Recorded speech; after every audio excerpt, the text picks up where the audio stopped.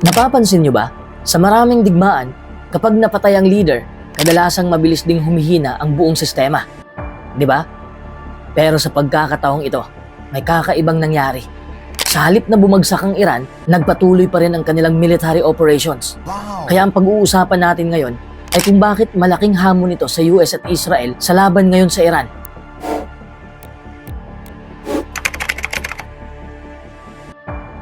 Noong February 28, 2026, nagsagawa ng malalaking airstrikes ang US at Israel laban sa Iran.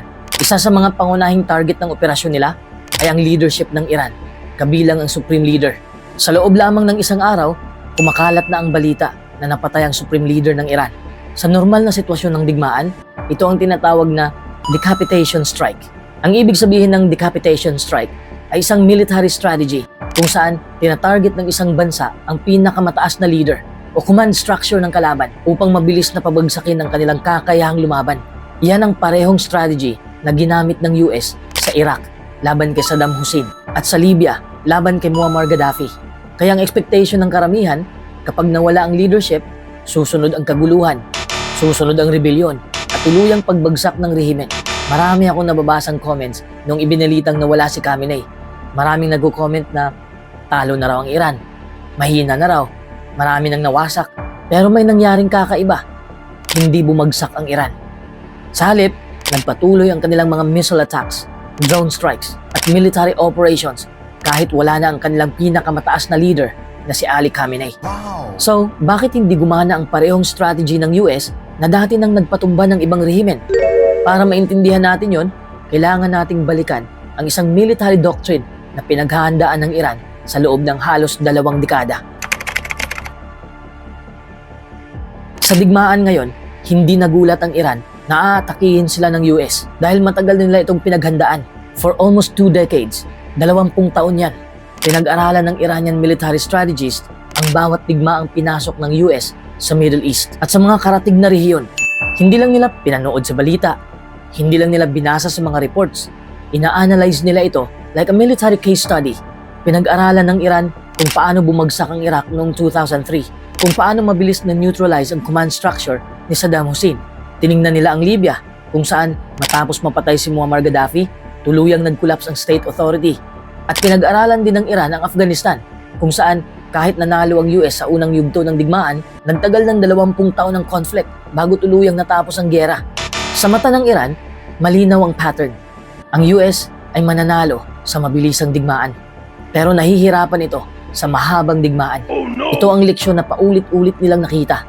At dahil dito, nagsimula silang magtanong ng isang napakahalagang strategic question. Kung gagawin ito ng US sa amin, paano kami makakaligtas? Sa puntong yon, ang Iran ay nasa isang napakadelikadong geopolitical position. Pagkatapos ng 9/11, 2 bansang kalaban ng Iran ang biglang nawala, ang Taliban sa Afghanistan at ang rehimen ni Saddam Hussein sa Iraq. Pero ang kapalit nito, may mas malaking problema. Biglang nagkaroon ng presensya ng US military sa magkabilang gilid ng Iran. American troops were now stationed to the east in Afghanistan and to the west in Iraq. Para sa Iran, malinaw ang signal. They might be next. Baka sila ang isusunod ng US.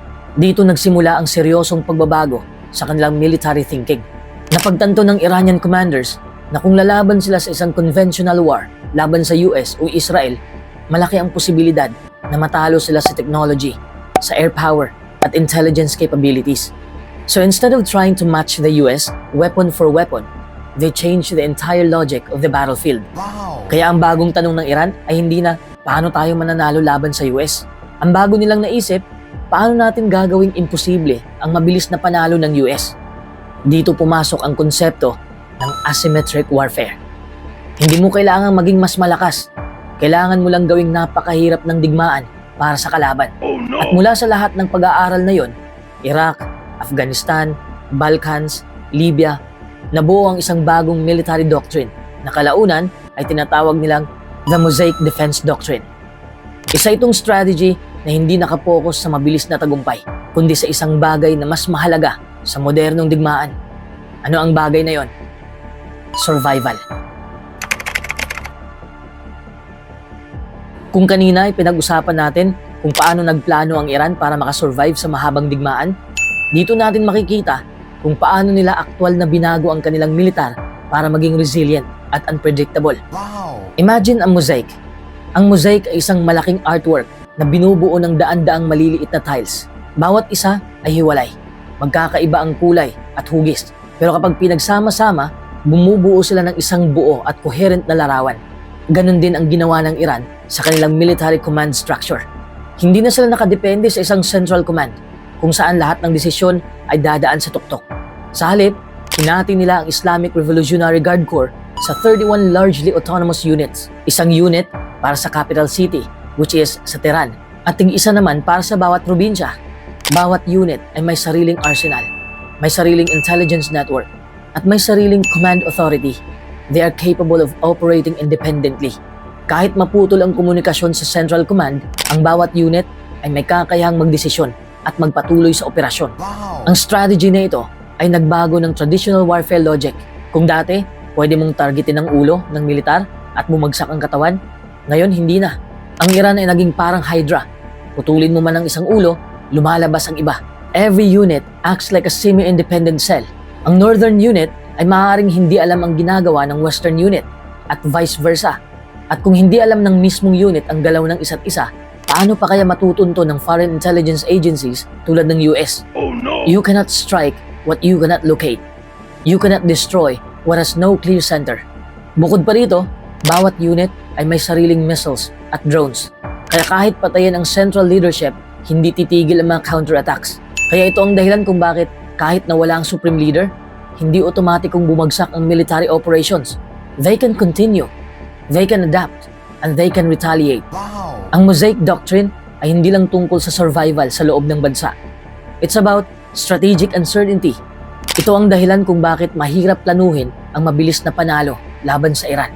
Every move of the enemy is uncertain. Every target is dispersed, and every decision is decentralized. Every province is a mosaic, and the commanders have the ability and power to make decisions. So when they are cut off from their command in Tehran, they can still function as a cohesive military force. Traditionally, sa modern warfare, madaling targetin ang militar kapag centralized ang command. May iisang ulo, iisang command center, iisang communication network. Kapag nasira ang ulo, nawawala ang koordinasyon. Ang katawan ay nagiging vulnerable. Pero sa Mosaic Doctrine, hindi na pyramid ang structure ng Iran. Instead, it's a network of dispersed, semi-independent nodes. Every unit has its own command, its own missiles, its own intelligence. Kahit maputol ang isang link, tuloy pa rin ang buong network. Imaginein mo may sapot ng gagamba. Putulin mo yung isang thread, tapos nag-e-expect ka na mag-collapse ang buong sapot ng gagamba. Hindi yun mangyayari. That's exactly how the Mosaic defense works. Bukod pa rito, maraming units ng Iran ay strategically placed sa mountainous regions, underground facilities, and heavily fortified sites. Ang bawat unit ay may kakayahang mag-operate autonomously. Kaya kahit matira o ma-destroy ang central headquarters, hindi titigil ang ibang headquarters. At hindi lang yun, dahil hindi lahat ng units alam ang eksaktong ginagawa ng ibang units, nagiging blind spot sa US intelligence ang bawat move nila. Oh no! If the northern unit doesn't know what the western unit is doing, how can satellites, drones, and foreign spies track them all? As what I've said earlier, you simply cannot target what you cannot locate. You cannot destroy what has no clear center. The Mosaic defense is designed to outlast, not necessarily to defeat immediately. Hindi ka basta-bastang makakagawa ng decapitation strike na magwawasak sa buong military. The more centralized your target is, the easier it is to destroy. Pero kapag decentralized, napakahirap ng task. Ang Mosaic defense ay parang chessboard na may libu-libong piraso. Bawat galaw ng kalaban ay may counter. Bawat strike ng kalaban ay may backup. Kapag pinutol mo ang isa, may ibang kumakapal sa space na yon. Hindi ka lang lumalaban sa isang leader o command center. You are trying to fight a living, adaptive network.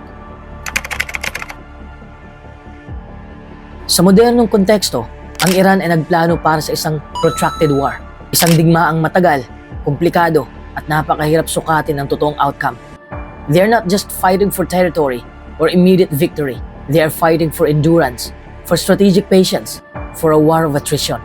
Kahit na may malaking airstrikes, kahit wala na ang central leadership, ang kanilang decentralized units ay patuloy na nag-ooperate.